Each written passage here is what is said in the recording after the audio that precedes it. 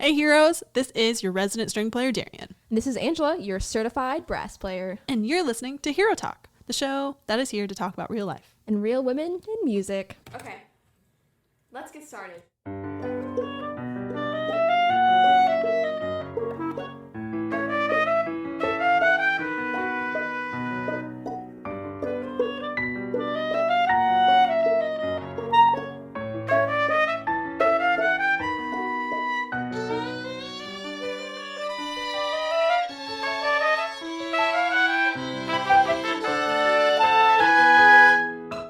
Thank you for coming in for episode 4. And today we are actually talking to Crista, Guthrie, Shoemake. Woo. Yeah. Oh, sound. Woo. Yeah, we are so excited. She'll be joining us at the second half of this episode.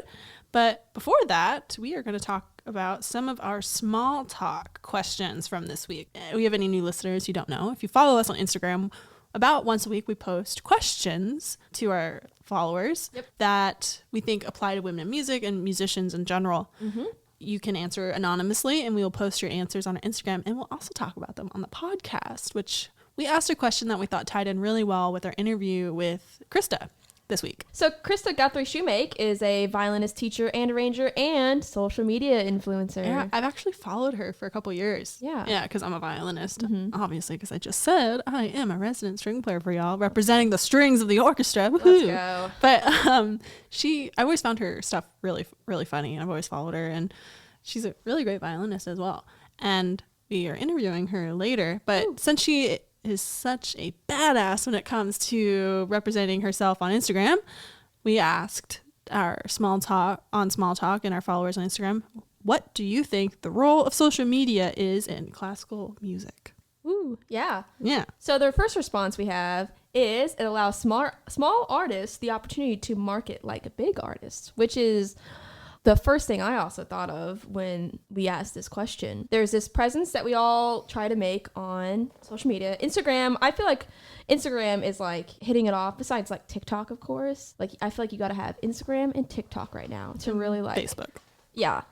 Yeah. And to really just like hit it off and like try to get those views. And like the more you interact, the more like views and following you're going to get. I've always thought that social media kind of opened up this door for any artist that essentially isn't signed to like a label or have a manager or, a publicist. Yeah. Which, like soloists and, the bigger names do. And that's why when I saw this, I was like, that's totally true. Because all these small artists like ourselves, it allows us to put our name out there and not have to like necessarily put in all the big bucks that the big people do, like to marketing agencies and all that. It's essentially your own commercial for yourself. Yeah, but also like when you do start to post more, actually try to like gain this following, I feel like a lot of us, even myself, like in my own Instagram, like, oh yeah, I'm gonna make this musician Instagram and I'm gonna post practice videos and just like things that I'm doing, but it's so hard sometimes to it is like a job. do that. It's a job.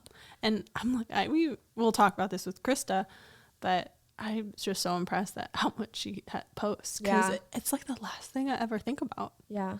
Answer to the question on small talk was, depending on how you use it, it's a source of accountability. Yeah. So like all those practice accounts that we have, and like the 100-day practice, the 1,000-day practice I've seen, and like people are doing it. Oh yeah. A professor, Dr. Jason Solomon from Turner University, awesome guy, is doing like he's over 1,000 days, way over, but like he first started like 1,000 days of practice, and I'm like, dang. There's a part of me that doesn't always agree with that, because I'm like, you need break day. There are times where I just like take a day off. I'm like, I need to let this piece breathe. Yeah. We all know our own boundaries, and like learning your own boundaries, I think, is the biggest thing when you are trying to do this. And like going back to finding it as a source of accountability, do you find that you do this with any kind of social media? I technically have a practice like Instagram log, okay, and I don't post on it that often. I know it's great for accountability, and especially for recording yourself and like listening to yourself, because every musician will say, like, record yourself when you practice, because you can be your own teacher. Oh yeah. Which is also why we probably hate doing it, because you don't want to hear us sound bad. Yeah. I kind of had a hard time with it probably because I was like too accountable in a sense, because I was like, oh, I'm going to post myself playing this. And then I'm like, it's not perfect. Yeah. And then I waste like an hour trying to get a good clip. And I'm like, is this really a practice log if I'm trying to make this perfect? Yeah. A lot of what I've noticed on Instagram posts, not even just practice accounts, people just like putting out what they are playing, like straight from the practice room, and they're like, I'm still like under, and I'm still like working on this, and I heard that in the thing, but like I plan on doing this, and they say it all in that caption, which I think is like really cool and interesting. It's like puts a more real perspective on like actually practicing. I need that person's confidence to be able to post like a wrong note or like something like maybe slightly out of tune. Yeah. I mean, of course we want all the perfect recording. Yeah. It's like whenever I post, I'm like, I want to prove that I don't suck. Yeah. That's fair. But that's true. For people who do like the 100-day challenge and people who have like practice logs on that are public, like on social media, definitely great source of accountability. And even for like Hero, you have to be accountable. Like if we didn't post, that's why to post. Like you have to be accountable. It's like, okay, we have to try to be regular. We have to be on top of things. And there's an obvious log of like when you actually did what you were supposed to do. Yeah, honestly. So the next response is, I think social media can be used to help classical musicians reach new audiences. So true. Yeah, I mean, absolutely. There's so many people out there who don't listen to classical music. And then when they see it on social media on such like a wide platform, it's a great way to put, pieces out there and different types of music that you don't hear like on the radio unless you're listening to the classical music station, which most people don't go there unless they already are in classical music in my experience. There's this phenomenon starting on like TikTok of like people using sounds on their TikTok. When you like click on the sound and you can see that it's like sometimes it's a classical piece that we've never heard of or a new piece you never heard of. That song gets starting to get popular, and then people actually look up this song and then they start listening to it, and that's how like people find a lot of new artists. Yeah. And it matters like of course the algorithm, like which side of TikTok you're on or whatever, but it's just so fascinating to see like this kind of side run of like finding new music is through these little TikTok for sure sounds. And it's just proof, like I have fallen down like rabbit holes of like different little worlds on Instagram of like once this figure skater like I saw, and then I just kept like, oh, who is this? And then like this whole like world about like inside jokes about figure skating and about like they're practicing, and I was like, there's this whole other world I just learned about. And I bet there's other people who are like, oh, this is like little classical musicians world. Yeah, like, absolutely. Like the inside jokes of orchestra, or like this piece that apparently everyone knows that I didn't know exist. All right. Answer to our small talk, number 4, said exposure, more traction, and more respect for the art. Yeah. Kind of ties into what we were just talking about. Yeah. Like, again, marketing yourself, putting yourself out there. Exposure is what it's all about, to like gain a following and get, other influencers are like making money off of like putting their name out there. Yeah. Making, 2 minutes of content. Yeah. So the next response was to help counter the secular outreach, get great music in front of eyes and ears. There's a lot of overlap in the other answers for sure. Yeah. We were talking about how we open up to like these little worlds that exist on social media. And yeah, secular music is pushed so hard. Like we hear all on the radio pop music, and we're always talking about the next Taylor Swift song, but John Adams just composed. Nah, you don't hear about that. Yeah, no. But on social media, I mean, you can essentially you can find that information and learn about the artist or learn about the composer. Yeah, it offers like a great avenue of access, and like the other answer just said, like exposure. Yeah, I like the videos and posts that I see where it's nothing about the music, but there's like a classical piece behind it, or like some piece in our world, and it's just like, wow, I like that. I don't know why they chose that piece, but I like wonder, like, did they like hear them like, oh yeah, this is the emotion, or like this is something that goes with whatever they're talking about. I love when I see people using classical music like on their reels or on TikTok. I'm like, oh yeah, like, oh, I know that piece, or like I know that piece. Yeah, or like when I'm like, oh, what is this piece of music? I don't know. I mean, sometimes you find stuff and you're like, I had even no idea, and I'm a classical musician. I mean, that's like kind of like the positive points of social media. And I mean, social media has its downsides, has negative impacts. We all know that. These are like some of the positives. Yeah. I think it's important to remember that it's not the worst thing in the world all the time. No, it's the world we live in. Yeah. Kind of ties into the next one. The classical music isn't dead and very much alive. Yeah. Yeah. If you dive into the classical music side of Instagram or TikTok, we are churning and going about and talking and interacting with each other all the time. That's all we have for you. We're going to be talking to Crista Guthrie Shoemake now. And before that, I just want to let you know, please follow us on Instagram and visit our website or reach out to us directly to our email. And, join the conversation, respond to our small talk questions on our Instagram, which is at hero.musicians on Instagram. You can find us on our website at www.her-omusic.com. And we love to hear from you. And that's all we have for you. And now let's welcome Crista Guthrie Shoemake. Hi, everyone. We are back for episode... Oh, yes. We are back for episode 3, and thank you for coming to Hero Talk. And today we are interviewing Crista Guthrie Shoemake. She's a violinist, teacher, and arranger. She has gained a substantial following on social media where she approaches the joys of a music career with humor. And thank you for being here, Crista. Thanks so much. That was a really cute intro too. Oh, thank you. Hopefully you feel like it accurately describes you. Yeah, I guess so. I never you want to thought add of to myself as like a social media person, but I do like humor and making fun of ourselves. So I mean, I would describe you as a social media person. I mean, that's how I discovered your stuff. I was like, oh, this is so cool. She approaches like violin and teaching from such a cool way. And I suck at social media. So I'm just like, I admire it a lot. Oh, thank you. Yeah, I mean, I've had other people say that to me now, but I honestly think I think I've spent too much time on social media, and that's like maybe how I get weird ideas for some videos. I don't know, because I spend too much time on it. So as we get started and get into this, so tell us a little bit about your background as a violinist and as a teacher, and like how you got into what you're doing.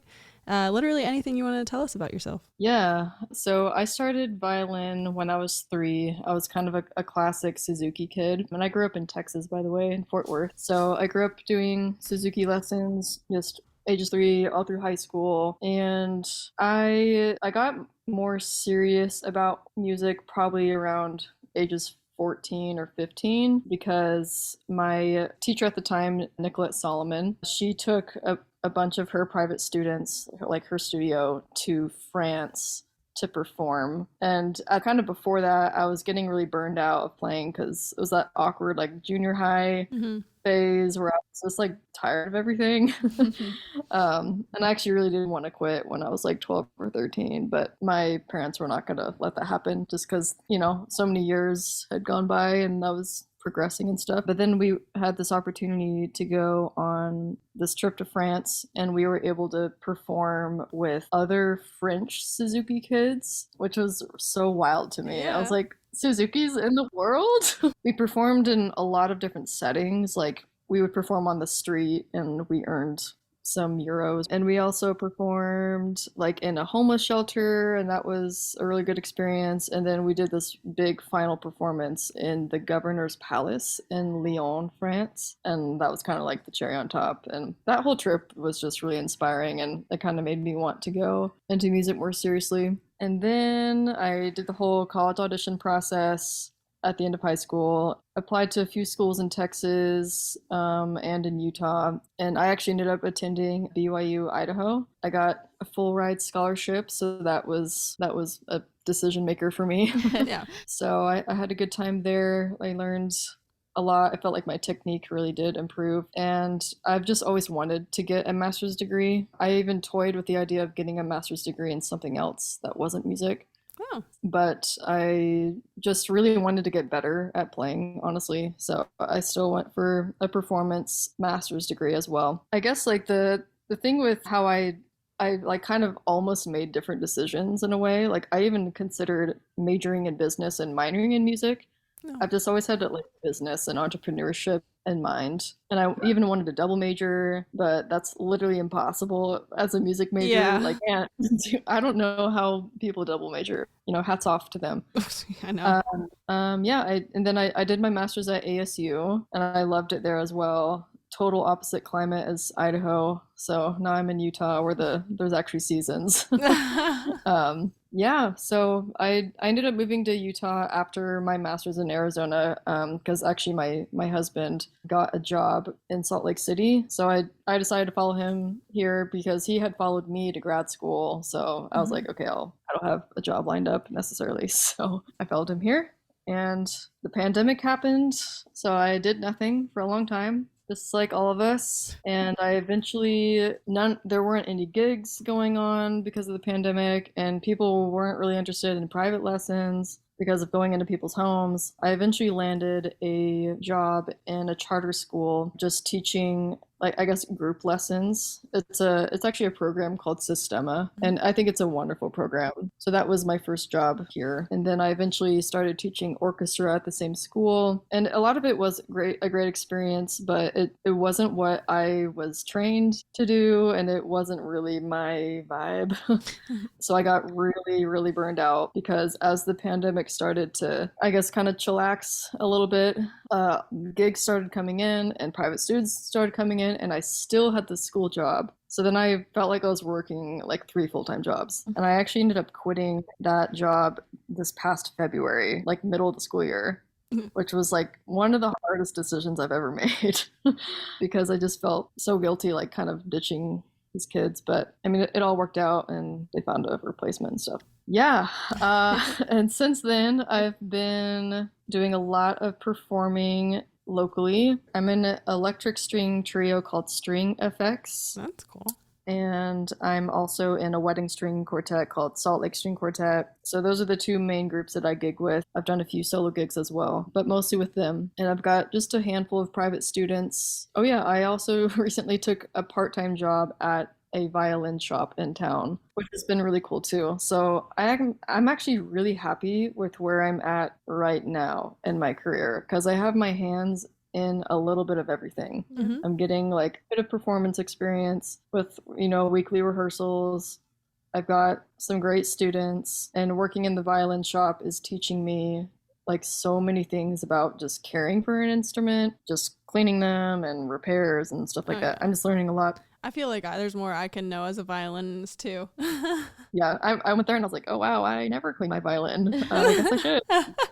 So yeah, that's been really cool as well. That's probably a summary of my life story with music. I would love to know how like your Instagram presence, like when did that start? Because you have almost 10,000 followers. Like when did that start becoming a part of like your everyday like process? It seems like you post pretty regularly. I mean, I feel like you have a really successful presence on social medias in the classical world because I've always seen your stuff like the last couple of years, and so I'm just curious about when you decided to start pursuing that. Yeah, let's see. I mean, I've had Instagram pretty much since it came out. Like, it's developed so much, but I graduated high school in 2013, and Instagram came out, I don't know, sometime around then, maybe a little bit before that. So I've just had it. And I did actually post pretty regularly in college. And I don't know why I feel old now because college wasn't that long ago, but it kind of is now. But between like 2013, 2017, that's when Instagram started allowing videos to be posted. Like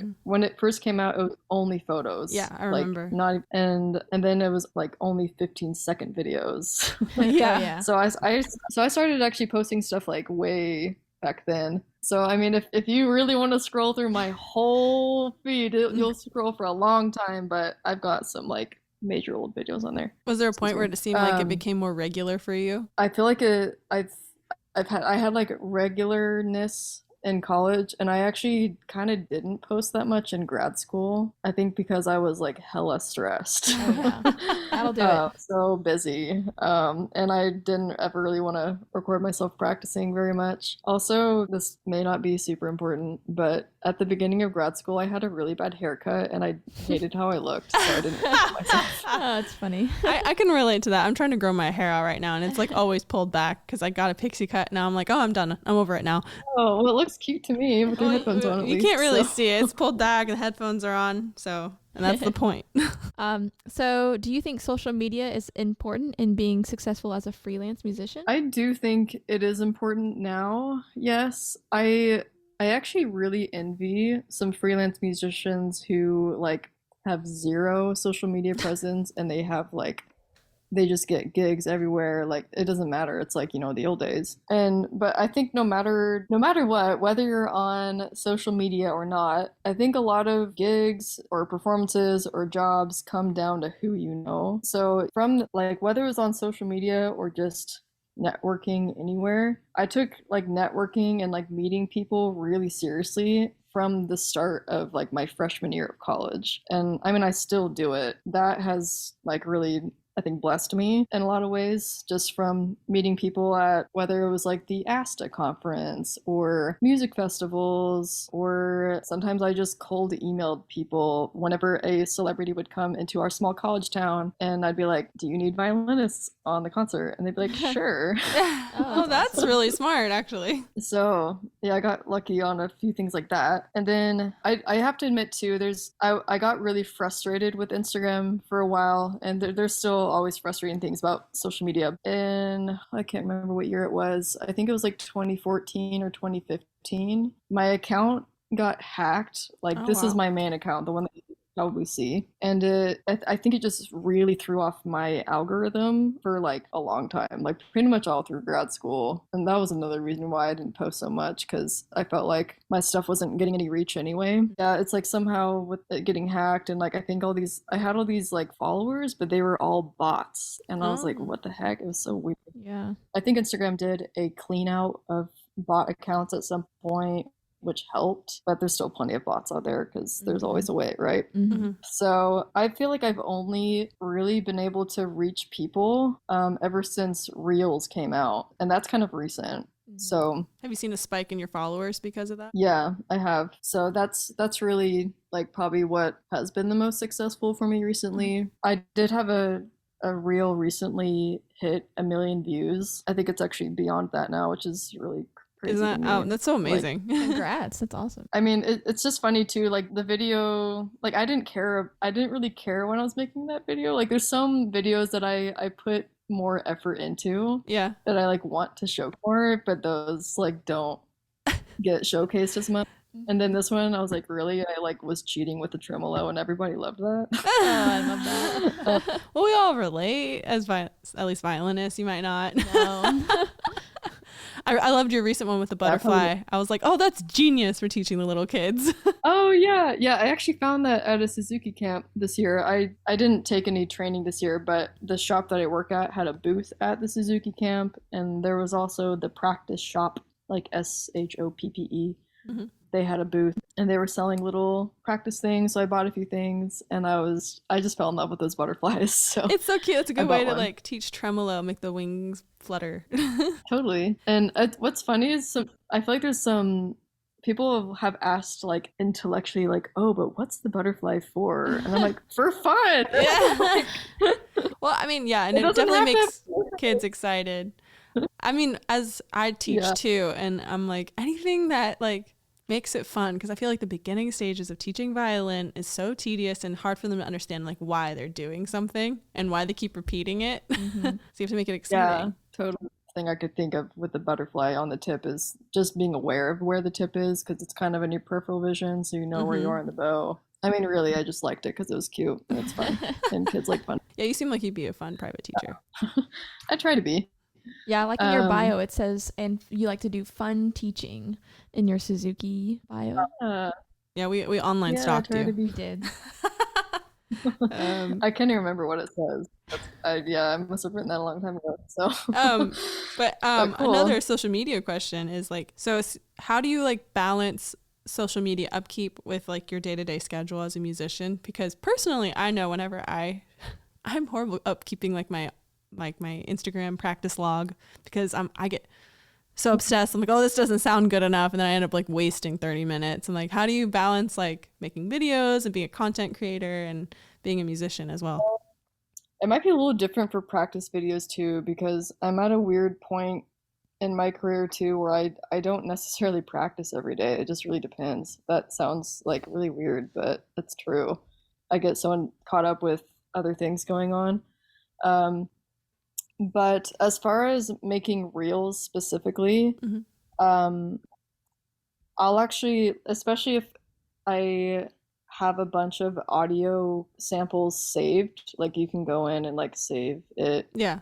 or something. I don't explain it, but I'll make a bunch of them kind of at once, like if I have a chunk of time, and I'll draft them, like because you don't have to post it right away. You just click draft, Mm-hmm. so that they're saved as drafts, and then I just post them over the next week or so. Oh, And then I'll pretty just smart. do that again, and so, and you can do that with regular posts too. Like if you have some nice headshots or something, just pictures, you can act like you're creating the post and then maybe type some text, or if maybe you're editing the photo, you can click draft as well, or you just click back, and then it's like, are you sure you want to cancel? And you can click discard or save draft.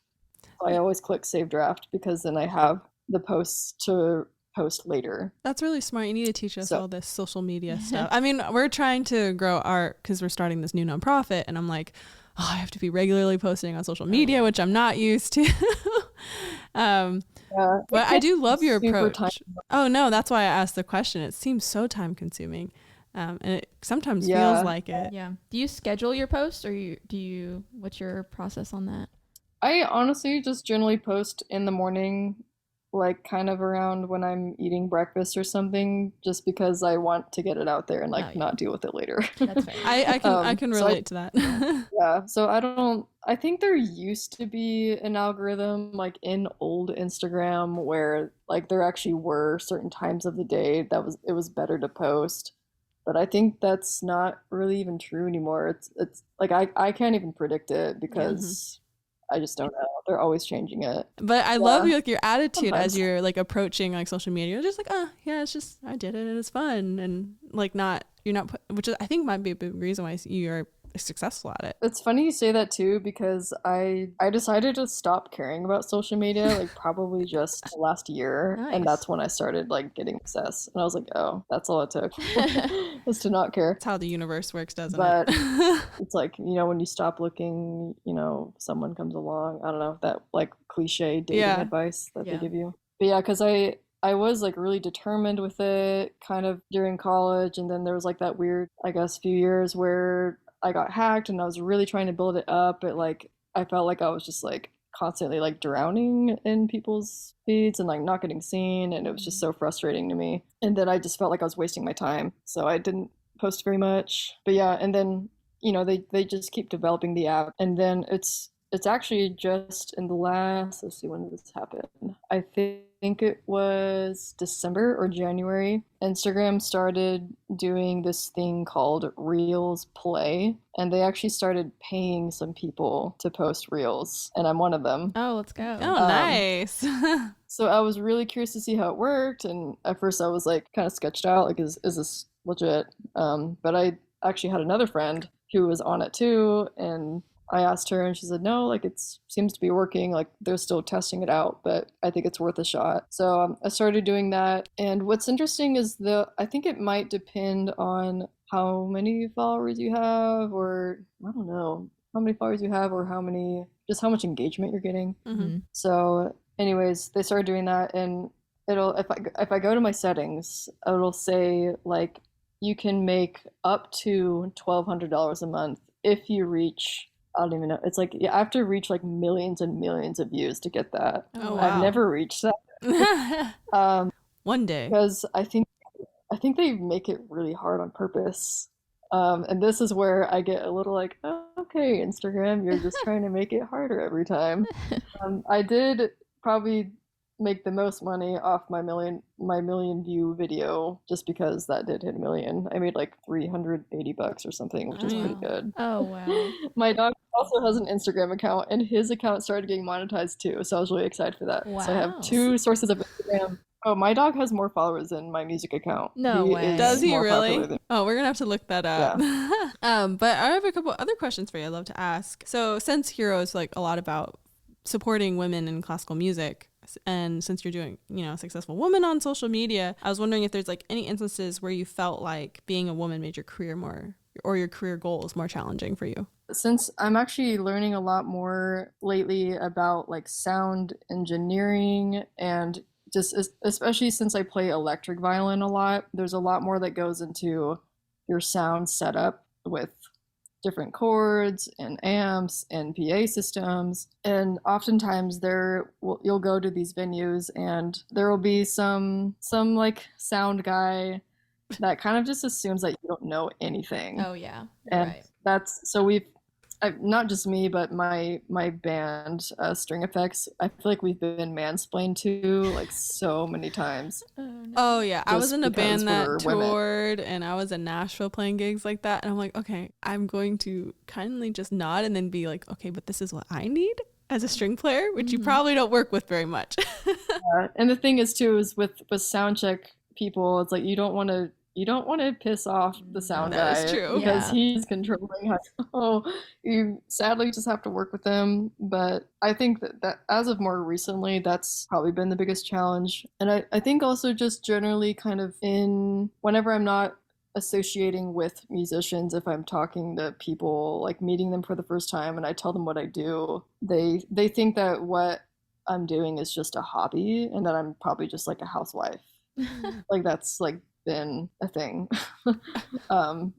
It's mostly amongst like old men that I meet where they're like, Oh, oh, yeah. like you can actually make money doing that, and I'm like, yeah, like ouch. But yeah. Yeah. Oh, actually, yeah, it was actually one of my friend's dads, bless her heart. I love her, but not her dad.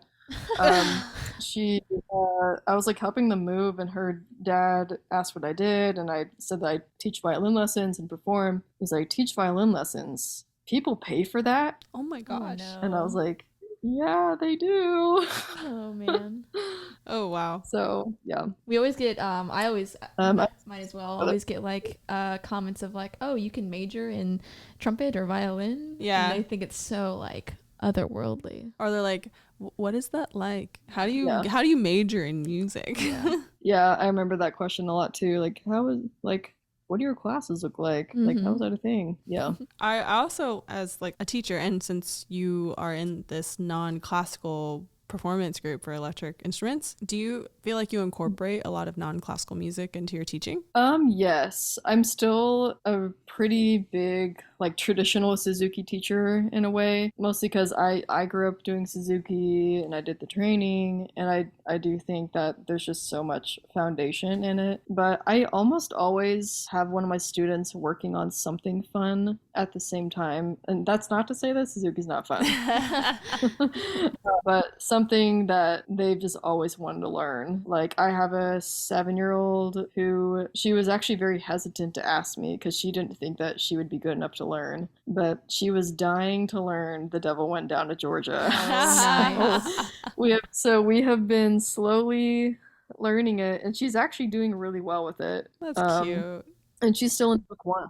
So, and she does so much listening, and that really helps a lot when you are just listening to music a lot. It develops your ear. And yeah, I do like to teach fiddle songs as well, along with Suzuki, just because it's fun, and I think it can actually help loosen up some things as well. So, Do you think you could yeah. give a short description of Suzuki method for our non Oh yeah. player So our brass listeners? player, you're probably thinking I like, what looked the it hell up. is this? No, I looked it up, so I kind of have an understanding. But for our listeners, could you give a brief description of like a Suzuki method? I didn't even think to right, ask that. yes, that's the question. Like, obviously, everybody knows what Suzuki is. It's not the car company.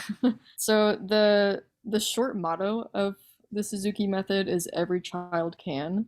And that can actually be a fill in the blank. Like every child can play, every child can learn. But the idea behind it is that it's ideal to start children at a very young age. They don't have to be very young, but it's encouraged to start them young because their brains are still developing. They're learning how to still speak and read. So if you start music with them at that young age, they start to develop a really sensitive ear, and music becomes part of their everyday language, just like their first language, whether that's English or anything else. So there's a lot, like a lot of listening before you learn how to read music. That's probably the biggest thing that sets it apart from other methods. And you go to the bow right away too. Yes, that is, yeah, you do go to the bow right away. Sometimes you actually, depending on the teacher, this is where it can get a little bit different depending on your teacher, but I feel like a lot of Suzuki teachers only start with the bow Oh, wow.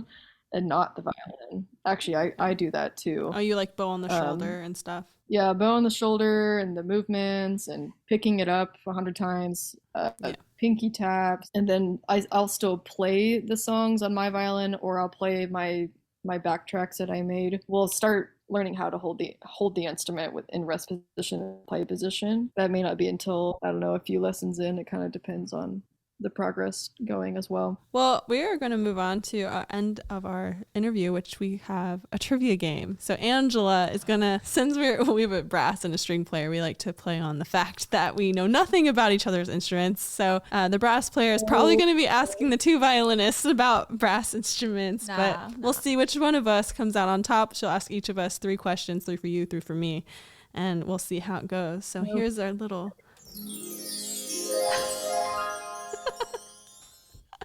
All right, so this goes back to your bio that we read, but what year was the first Peanuts comic strip published, and who wrote and illustrated it? So I read that you are a lover of the Peanuts comic strip. Is that true? Yes, massive. And this is, sometimes I will literally study up on Peanut stuff for instances like this, and I wasn't prepared today. But okay, it's written and illustrated by Charles M. Schultz. I've been to his museum in Santa Rosa, California. But the first strip was technically not titled Peanuts, so it kind of depends. Oh, so you know your stuff. It was called Lil Folks. And I don't know if I know the exact year, but I want to say like 1950 or 19 Oh, 1950. Okay. Nice. I'm so proud of myself. Okay. All right. Question number 2. This is coming from your Instagram feed. How many violin concertos did Vivaldi write? Over 500. Shoot, there's a real number though, and I looked it up. It's a lot. I don't even know. Crap. 542? Yeah. And then, do you know any solo? Oh. You mean solo violin concerti? Not total concerti. We could do rough numbers. Stress posted about this. Wait, solo rep. Is it over 200? 230. Like a half point. Okay. Here we go. Half point. So we got a point and a half going.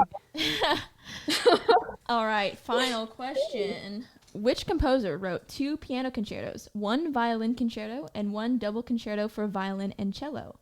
Was it Beethoven, Brahms, or Bach? I was about to say it's one of those 3.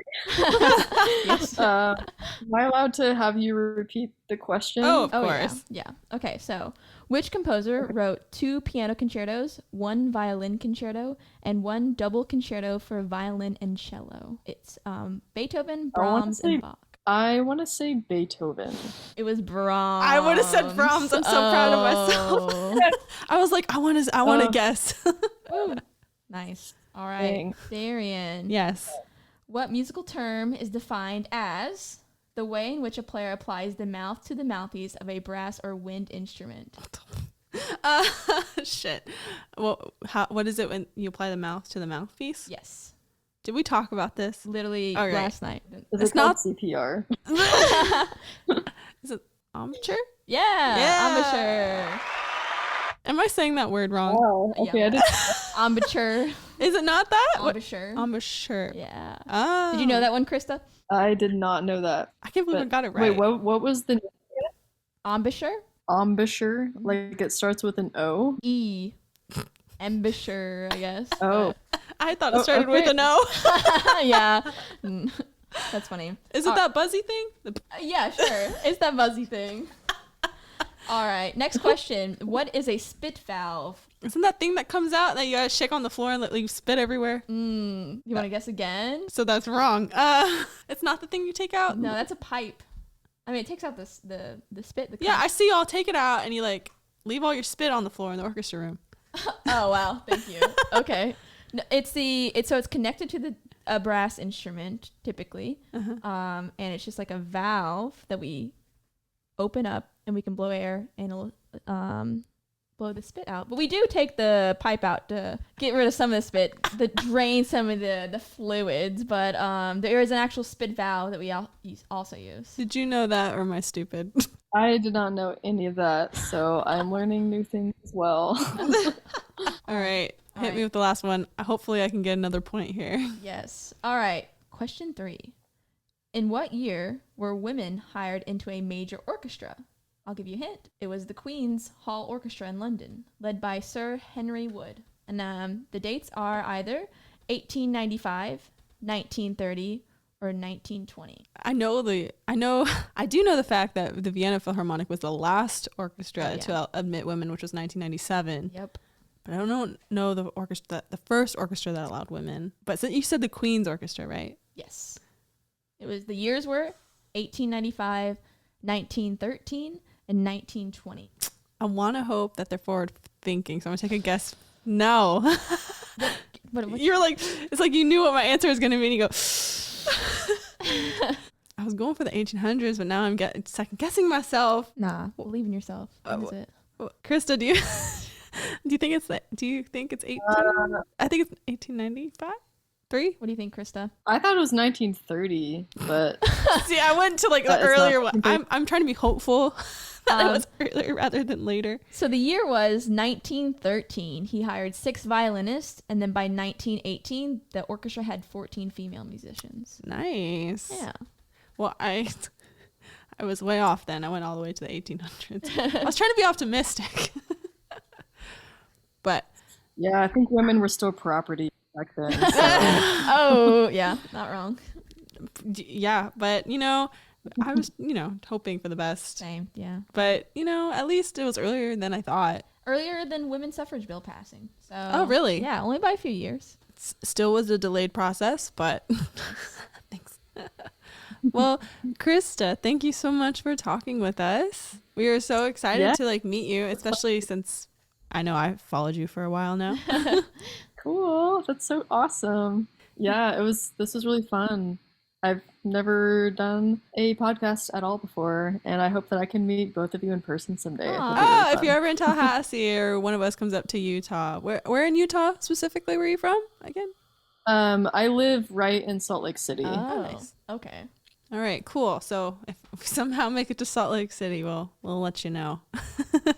No, yeah, I guess we've got good hikes, skiing. Yeah, there's a lot of beautiful nature, and Moab is like 3 or 4 hours south, I guess. Yeah, and you seem like to have like a nice music scene too. Yeah, it's pretty good. It's getting there. Thank you so much for talking to us, and we will hope to talk to you again soon. Yay, thank you.